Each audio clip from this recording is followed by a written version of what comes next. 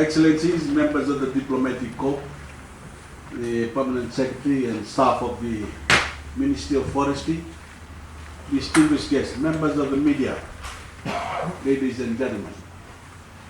Bulawanaka, and a very good morning to you all. Your Excellencies, ladies and gentlemen, this International Day of Forests is a good time for us to both celebrate and take stock. We can celebrate the vital contribution forests make to our everyday living, and we can take some pride in what we are doing in Fiji to conserve and sustainably manage this important natural resource. The theme for this year's International Day of Forests is Forests and Sustainable Production and Consumption. And it asks us to take a very serious look at the way we value forests, not just as a source of raw materials, but as a means of absorbing carbon and of course helping to sustain life on this planet. Certainly, forests have been harvested and used to build homes and make many products we have come to depend on. Our forests have brought in foreign exchange, spurred industrial development, created jobs, and helped develop our rural infrastructure. Fiji has established plantations of pine and mahogany as part of government's long-term strategy to support timber trade while also protecting and conserving the remaining natural forests. The Fiji Pine Group of companies lead the sector and currently contribute more than 80% to Fiji's log production and exports of wood products. The Fiji Hardwood Corporation Limited and the mahogany sector are making a strong contribution to the economy and showing great potential. In the past year alone, mahogany log production grew by 75% and exports of mahogany products grew by 60%. The role of natural forests is changing significantly too, and we are seeing clearly how forests can generate revenue and create jobs and small businesses when we do not exploit them for timber. Natural forests attract ecotourism, which creates a potential for a wide range of products and services that directly benefit rural and forest-dwelling communities. Fiji may be known for its beautiful ocean, but more and more domestic travelers and foreign visitors are showing an interest in enjoying our forests.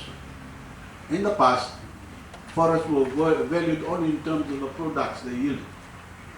That's how forestry shows up when the country's gross domestic product is calculated, by how much timber is produced, how much pulp for paper, how many wood chips. In the process, the world has undervalued the role of forests as a carbon sink. That is now changing. With climate change upon us, we know that we must finally recognize the total economic value of forests. We are embracing this concept firmly in Fiji. In one important example, Fiji has entered into carbon trade agreement with the World Bank, World Bank's Forest Carbon Partnership Facility. The 5-year agreement is aimed at addressing the underlying causes of deforestation and forest degradation through sustainable management of the natural forests. The emissions reduction program is supported by the Ministry of Forestry as part of our National Climate Action Agenda, which of course is led by the Ministry of Economy's Climate Change Division.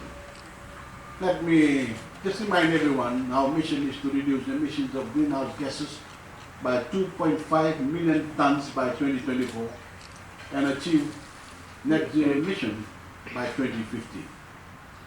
That effort is guided by our world-leading Climate Change Act, which sets out the governance and institutional arrangements to establish a carbon market for Fiji. It is urgent and vital that we know exactly how much forest we have and what it consists of, a kind of forest census, if you will. The Ministry of Forests is currently conducting one, the National Forest Inventory and expects to complete it before the end of the year. The inventory will provide a more realistic and updated account of the status of Fiji's forest resource and also quantify the level of forest carbon stock available. That improves our bargaining position with regards to the carbon trade agreement and any future carbon trade agreement we might wish to make. As most Fijians should know, in 2019, the Ministry of Forestry began a nationwide tree planting program as part of the 30 million trees in 15 years campaign. That is a lot of trees. It is an ambitious program worthy of an ambitious country, and we are an ambitious people. We set high standards for ourselves in fighting climate change, just as we set a high standard for ourselves in developing our economy and contributing to making the world a better place. When I think about the huge undertaking this campaign truly is, I cannot help but think about the former Minister of Forestry, the late Honorable Wasia, and pay tribute to him for his unwavering commitment and dedication to ensuring the success of this campaign. Today, more than 8 million trees have been planted, a total of 9,357 hectares. This supports the emissions reduction program by establishing sinks for absorbing greenhouse gas emissions. But it is also important for securing Fiji's future log supply. This is one more way we disprove the myth that economic growth and environmental responsibility are at odds with each other. As the peers have mentioned, they are not. They can go hand in hand, and if we are smart enough and we care enough.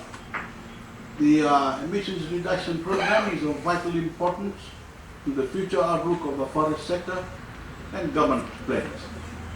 It will establish a system for monitoring, reporting, and verifying the level of emissions based on how well Fiji is managing its land and forest resources at any given time. And in time, we will surely be able to quantify the economic value of forest as a carbon sink. That value has been overlooked for years as we calculated gross domestic product by the resources we used and excluded the resources we saved.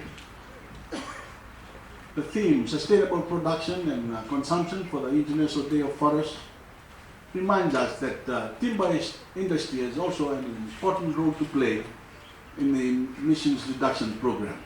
I want to commend the timber industry, which has been a significant contributor to the national economy, especially at the height of the economic downturn caused by the COVID-19 pandemic. Now, I believe it is a good time for the timber industry to realign itself somewhat and make more meaningful and concerted effort towards the goal of sustainable production. I am therefore calling on the timber industry to play a larger role in reaching our national target of 30 million trees, and to do so by fostering partnership arrangements with forest owners and forest dwelling communities.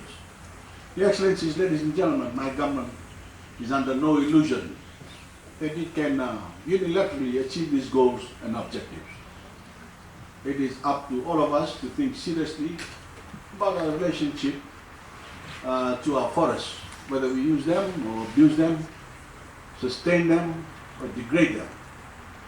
We can have a healthy relationship with our forest, a relationship that supports our economy, ensures a good quality of life, protects us from the effect of climate change, and of course ensures that Fiji remains the beautiful country it has always been. And I wish you all a blessed International Day of Forests.